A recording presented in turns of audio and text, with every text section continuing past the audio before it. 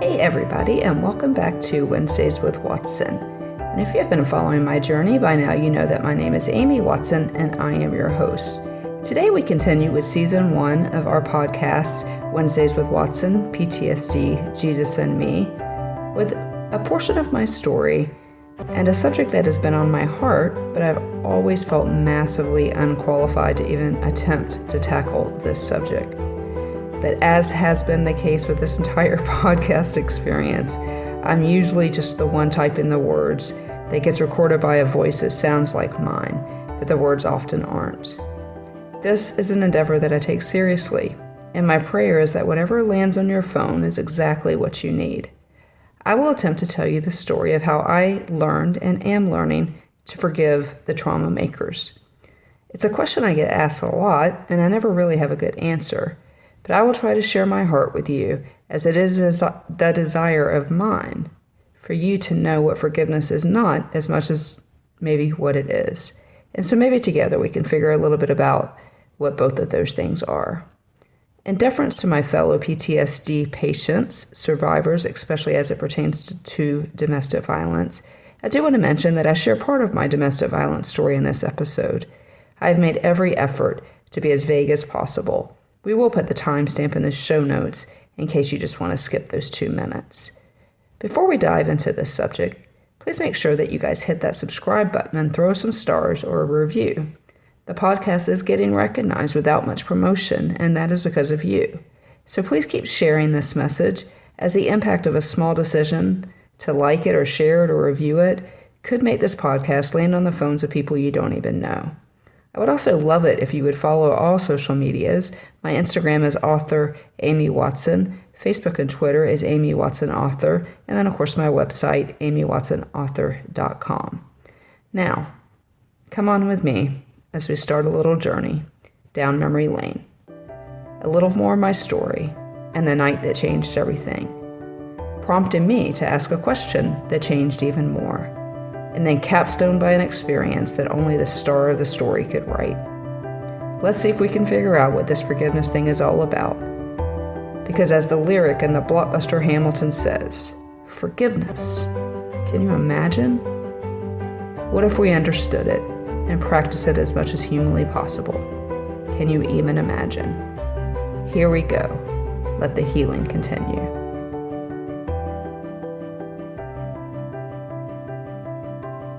18 was the magic number. Once I was 18 years old, the state couldn't keep her from contacting me, and they couldn't stop me from contacting her. I worked hard to forget what it felt like to see that note on the door that got the state involved in the first place. It was a warm April day, and after an investigation and an arrest of my mom's live-in boyfriend, the state, after having removed me, had finally deemed her competent to take care of me. And so the social workers encouraged me to put some of the donated clothes that I had gotten in some plastic bags and jumped in the car for her to take me to the place that my mom lived. I don't think I ever called it home. As soon as the social worker put the car in park, I saw the pink note on the door, and I knew it wasn't good. I didn't even get out of the car, but the nice lady did a poor job of hiding the familiar handwriting on the sticky note. Gone to get married. Mom. Her boyfriend had been released from jail, and apparently they both skipped town. My eyes still water a little bit telling you this story, and my stomach drops. And the same thoughts go through my mind. How? Why? What's wrong with me? What did I do? I have since forgiven her so many years later, but in no way have I forgotten, not in the truest sense of the word. And my soul bears the scars of the decision that she made. My very being remembers. There has been no forgetting. And so the subscription to the thought process that forgiving is forgetting is not a good thing. And before I attempt to tell you my forgiveness story, I can absolutely tell you that, at least for me, forgiving is not forgetting. It wasn't a surprise to anyone after those 6 months that I wanted contact with my mom. Daughters want their moms, and I was no different. And so 6 months after my 18th birthday, I saw her for the first time since she abandoned me just 3 years prior to that. It was at my high school graduation where I delivered the valedictorian speech. I avoided eye contact with her in the audience. I did find Mom McGowan in the crowd, though. And it was her smile and the glitter in her eyes that actually lowered my heart rate so I could deliver my speech on Philippians 1:6, that verse that talks about how God always finishes the work that he starts in all of us. Telling you this story on this podcast today is the fulfillment of that very scripture. He who began a good work in you will complete it until the day of Christ Jesus. That speech was delivered on June 6, 1990, with my mother in the crowd. Just a little over a year later, I stood in an IC unit staring at her in a hospital bed. Her body was covered with tubes and machines, and the sounds of the beeps and the whooshes told us that she was still alive. I was in my first semester of my sophomore year at college and still lived about 120 miles from where she lay in the hospital. Ironically, the same hospital where I was born, the place that my life began. And now they were telling us that her life was ending. I only had one weekend off a month, and so I had picked a cool fall weekend in October to spend with her in the IC unit. I refused to leave the hospital, and the nurses took just as good care of me as they did her, because what they saw was a hurting kid. And so they gave me warm blankets and snacks, and I know that that was their way of showing deep compassion for the decision that was coming for us. We were just kids, but the decision to pull life support was necessary, and I knew it. But on this weekend, I just wanted to be in the same room with the woman who gave me life. Maybe I could find some peace in between the beeps and the heart monitors and the swish of that ventilator. Maybe, just maybe, I could forgive and figure out a way to forget like I had been taught. I was pretty sure I was never going to forget 14 years of damage from her, but I didn't want her to die, and I hadn't told her that I had forgiven her. But I needed that to be true, and that was my goal that weekend in that hospital room. The hospital was situated just blocks from where we grew up, and the view from her room was familiar. So it was hard not to see the trauma places and experience resentment and bitterness for the woman dying in the bed behind me. The beeps of those machines kept telling me I had more time. So I stood at that window all weekend, trying to figure out how I could absolve her for all that she had done. After all, that is what I thought forgiveness meant, like literally just pretending it never happened. When it came time for me to leave and go back to college, I stood as close to her bed as I had all weekend. I looked down at her hand, and it was so bony, and the skin just hung there. I looked at her face, and even though she was intubated, I could see every single bad choice she had ever made carved on a tired and a sad face. I thought about grabbing her hand before leaving the hospital to go back to school. In a way, it would have been my way of telling her that we were okay. But we weren't okay. I still had questions, and she was never going to wake up and answer them. The machine beeps had really been comforting, often quieting my racing brain, as I both tried to say goodbye to a mom, but also come to terms with her complete lack of care for us, and that she never would ask me to forgive her. So I looked down at her hand again, and then to her chest, and I watched it rise and fall. Swallowed the bile that invaded my throat, and turned and walked out of that hospital room. I couldn't even bring myself to grab her hand. I wanted it all to be okay, it just was never okay. I knew she was dying. I hoped I'd have another chance. I walked out of the hospital just in time for the wind to blow this coffee smell, and it absolutely assaulted my senses, and it definitely reminded me of Jacksonville, where all the trauma happened. The Maxwell House headquarters across the river could tell so many stories of so much trauma. I cried as I drove back to school. I had been told many times that I was to forgive, but that was included with words like forget, or phrases like treat it like it never happened, or treat the person like it never happened. And none of that seemed doable to me. All of it hurt in the deepest parts of me. Just a few months later, I got the phone call, and it wasn't a surprise. Just 10 days after I turned 20 years old, my sister called me at college and told me it was time, and they needed us to sign paperwork that we would be removing life support.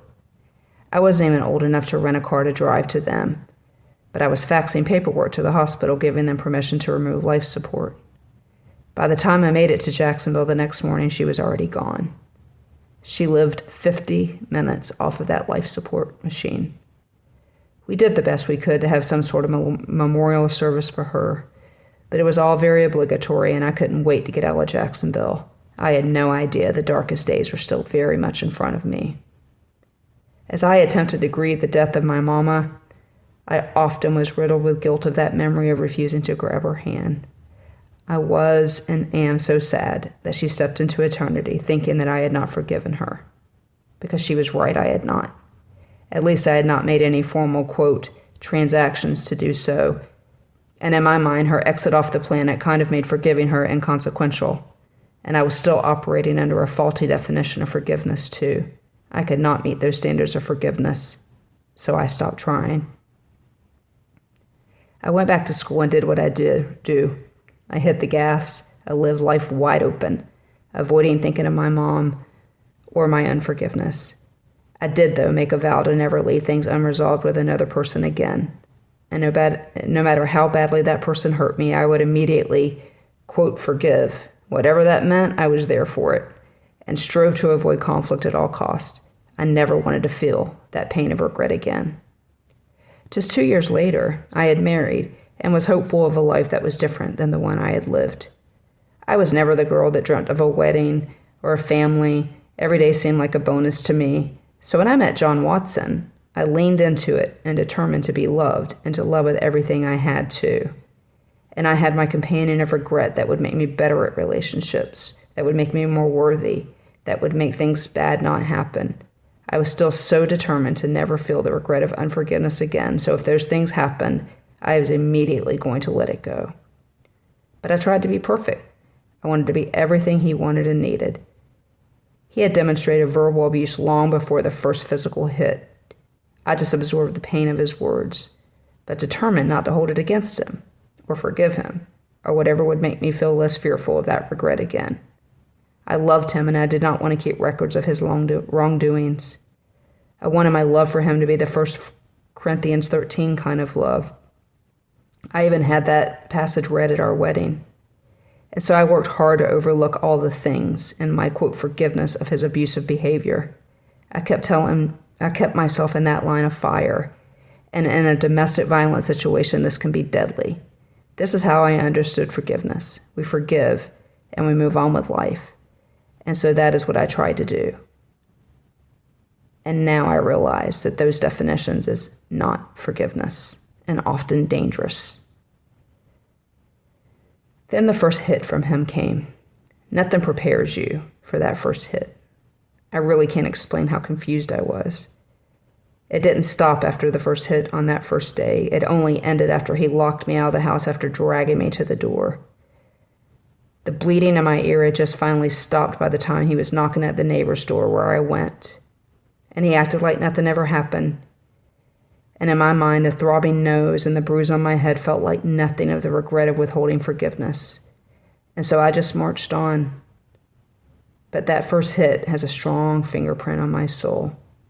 That was the time I was convinced that I was just on this planet to be mistreated by others. We never talked about it. The abuse just got more frequent over the years, and I kept, quote, forgiving him. But I was pretty sure that at some point, John Watson was going to need to be forgiven 491 times. One more time than Jesus told Peter that we were to forgive. As the abuse got worse, he began to isolate me more, and the need to, quote, forgive him subsided, as did the freshness of that regret that I had for my mom. I truly did not wish harm to him, but he was hurting me in my deepest parts and eroding any self-worth I had left. His words, his lack of care for me as his wife, shredded me. Seeds of hurt that I had tried so hard to sweep off the surface of my heart began to take root, and bitterness came in. It was lonely. I had not told a single soul that he was hitting me.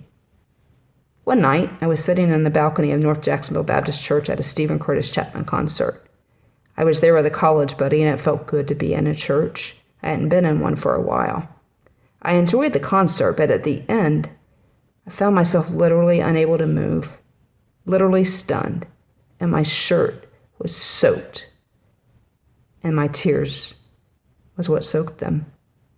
Stephen Curtis Chapman at the time had teamed up with an organization called End of the Speer, a mission organization famous for a story of where 4 missionaries went into an Ecuadorian forest and were brutally murdered. 2 of those names sound pretty familiar to most of us, Nate Saint and Jim Elliott. They were brutally murdered by the tribesmen, with the actual death coming by way of the end of a spear into the center of their heart. I had heard this story before and maybe had even read a book by Elizabeth Elliot, but I was not prepared for what Stephen Curtis Chapman had for us that night. As it turns out, Rachel Saint, Nate Saint's sister, went back to the village. Shortly thereafter, her nephew Steve Saint joined her, and together they were part of a team that finally introduced successfully the gospel to that tribe. I was stunned by the act of forgiveness and the compassion that the family of Nate Saint, demonstrated to that Ecuadorian tribe. I was pretty sure they hadn't forgotten, nor could they pretend that the murders never happened. But they clearly made some sort of transaction with God that equated love, and that love reached that tribe for Jesus. As I was processing that and ignoring the rolling tears, I begged God to help me forgive my mama and the monster that was waiting for me at home. But then Stephen Curtis Chapman was not done with us yet. He then said, and I would like to introduce you to Chief Mincay. He is the chief that killed Nate Saint. The man, short in stature, shuffled out to the stage with a taller man, his interpreter, I thought. When Steve Saint began to translate Chief Mincay's story of his father's murder, I violently heaved with emotion. I was simply overtaken by compassion of the man translating the murderer's story. As of that date, Steve Saint was still living among the tribe, still living in close community with Chief Mincay, who he calls grandfather, building aircrafts and flying in supplies for them. The tribe that took his father out of his life when he was just 8 years old was still very much a part of his life, and he loved them deeply. My friend sat quietly beside me, and the entire church was silent, as all of us, I imagine, tried to imagine this kind of forgiveness. It was heavy in the room, you could feel it. There's that lyric again from Quiet Uptown, forgiveness. Can you imagine? I thought, surely, if they can forgive people that murdered their families, I can forgive Mom and John. That was the night I started these transactions that I call forgiveness. But that's what they were, transactions. It also was an evaluation of the meaning of forgiveness, sending me to the scriptures. It was also an evaluation of what I needed to heal before I was even capable of making such transactions. It would have been easy to be motivated to forgive both of them by that feeling of regret I had after my mom died. But I truly wanted to forgive them. And after what I saw on that stage, I knew it was possible for me to forgive them both. I wasn't comparing the pain, but I knew that it was possible. I'd be lying if I told you that somewhere deep inside that my core motivation when I chose to pursuing forgiving John, was that our marriage would be restored, that he would get help, and that the years of pain would at some point be a distant memory, one that both of us could use to help other people. But that isn't how the story went. And ultimately, I did leave him, and he provided many, many, many more opportunities to forgive after I left. But I will never forget the last words he said to me in person. "I'm so sorry," he said, with tears in his eyes, as I was getting in the U-Haul with just a fraction of my earthly belongings. I remembered in that moment that Ecuadorian eternity tribe that was eternally affected by the decisions that I made at that moment, that day that I left. And so as I closed that U-Haul door on that day, I said, "I forgive you." And then I left. After a few years and a lot more trauma from him, I received a phone call that John had been found dead in a hotel room. He died alone, and that made me sad and confused in every gamut of emotion. But one thing I did not feel was regret. Nothing like the day I got the call that my mom stopped breathing. I meant it when I told him I forgave him, but the years following were years of choices to do so over and over and over again. And those choices were driven by one thing I learned that night so many years before, a lesson demonstrated to me by the family of Nate Saint on that stage at a Stephen Curtis Chapman concert. And that word was compassion. And so I asked a question, and that question changed everything for me. What happened to both of them? What hurt were they tending inside of them? Who or what broke them?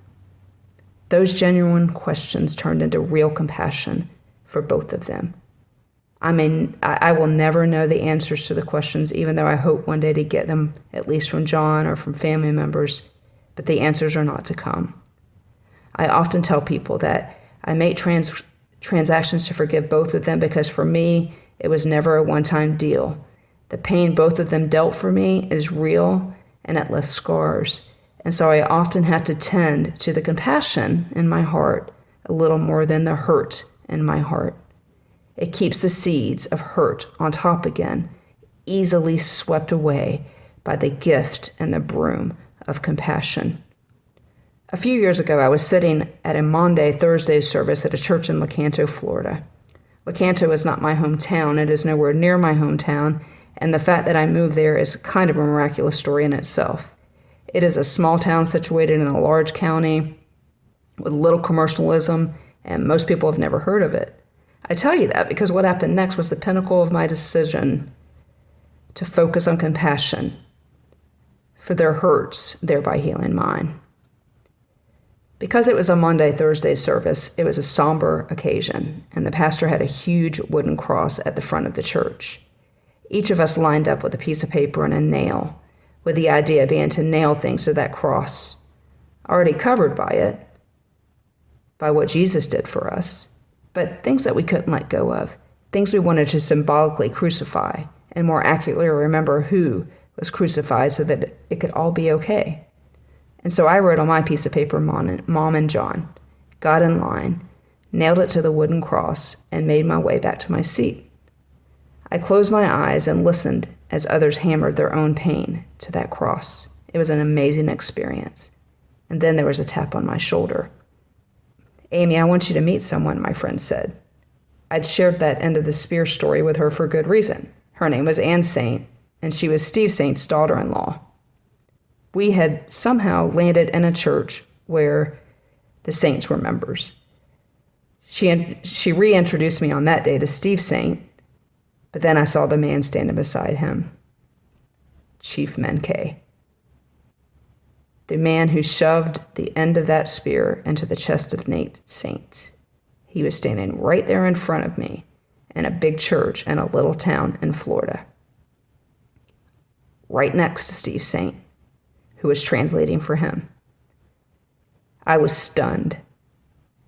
There it was, redemption standing right in front of me, the product of compassion standing right in front of me. I sobbed. They didn't ask why.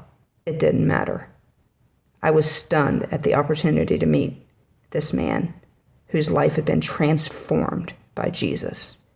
And when we closed in a worship song, he didn't understand a single word of it, but his blood-stained hands were raised to the great Redeemer of it all. And it reminded me of the song that Stephen Curtis Chapman closed that concert with that night. Chief Mincayani sang the words that night in his native tongue. "My Redeemer is faithful and true. My Redeemer is faithful and true." So, what is forgiveness? Have I even answered that question for you? Probably not, as I have a disdain for definitions we normally hear about it. And we certainly are wrong when we tell people it is a one-time decision, that it means that you will forget, or that you should not remove yourself from a toxic situation. Most people aren't going to like how I'm able to forgive because it doesn't seem fair. Why should we have compassion on those that hurt us? Well, that Ecuadorian tribe is all following Jesus now, and had Rachel Saint not figured out a way to follow the compassion in her heart, who knows if they ever would have been reached. And that would have been tragic, just as tragic as a person who is living with those seeds of hurt burying themselves deeply into the hearts of people who can't let go. You see, love requires that you let it go. And here's a spoiler alert. You still love the person that hurt you, or it wouldn't hurt. Love is final. You don't unlove somebody. And it requires you to find a way to forgive and to live in that forgiveness and in that redemption. We see this in the Bible with Joseph. He forgave his brothers out of deep compassion for them, even though they no way deserved it. But the best example of all was the star of the story, Jesus. He felt such deep compassion for the very people, you and me, that nailed him to that tree, that his final words were, "Forgive them, for they know not what they do." Compassion. Is it the secret sauce to forgiveness? Ephesians 4:32 mentions compassion before forgiveness because maybe that's what needs to happen first. I don't know. But I do know that forgiving the trauma makers is healing to your own heart. It has been to mine. Without viewing both my mom and John through the lens of compassion, it would be so easy to live in the repercussions of what both of them did and live a substandard version of myself. But just as Jesus said in Jude 24 and 25, have mercy on them, have compassion on them, and you will make a difference. If you're listening to me today, maybe you are that difference. A very special person taught me one of my favorite verses that is in 1 Samuel. And the verse goes, "I will not offer a sacrifice that costs me nothing." And forgiveness is a sacrifice, and it costs us everything. But it can do so much more. Thank you for spending this time with me. I realize that I may have left you with more questions than answers, but the reality is, I am telling you how and why I can forgive. I am telling you how and why I could not hold it against my mom and John, and all the things that forgiveness can bring. I realize it doesn't seem fair, but I am grateful for the gift of compassion and love that allows me to be even speaking to you today. I reject typical definitions of forgiveness, especially in domestic violence situations, and strongly advise against subscribing to just standing in line for more pain. That isn't forgiveness, that is faulty logic. The next podcast will have a trauma survivor that is living in the arena of forgiveness, and she will tell you how she got to her place of forgiveness. It is truly different for all of us, but it is a place that we all need to find so that the pain doesn't keep on giving to you. It is true that in order to be forgiven by God, you have to forgive. But I submit to you that forgiveness is a fruit of being forgiveness. And so if you haven't made the choice to trust in Jesus, please reach out to someone who can help you do that. You are so loved, and compassion spurs my heart to tell you that if this season of Wednesdays with Watson has done nothing else, it is my hope that if you don't know the star of the story, that you will want to know soon, because he is forgiveness, and he is the reason we can have compassion. He is the reason you can live in victory. That victory is so sweet, and honestly, it is the only way that we can live in victory of forgiving those who just hurt us time after time after time. In my opinion, that is the only way that I got the compassion put in my heart. I just heard this morning, sometime over the last year, we lost that chief, and he is now spending an eternity in heaven. And the only reason why he is doing that is because somebody found compassion to forgive. Somebody found compassion and understanding, as Jesus said in Jude 24 and 25, that compassion makes a difference. I do hope that somebody on the other side of my voice today is the reason why we do this podcast, and that somewhere, somehow today, you will find your own way of forgiving those who have harmed you, and you will find your own peace so that you can live in such victory. Looking forward to spending some time with you guys again in a couple weeks as we bring on another survivor of domestic violence as she tells her forgiveness story.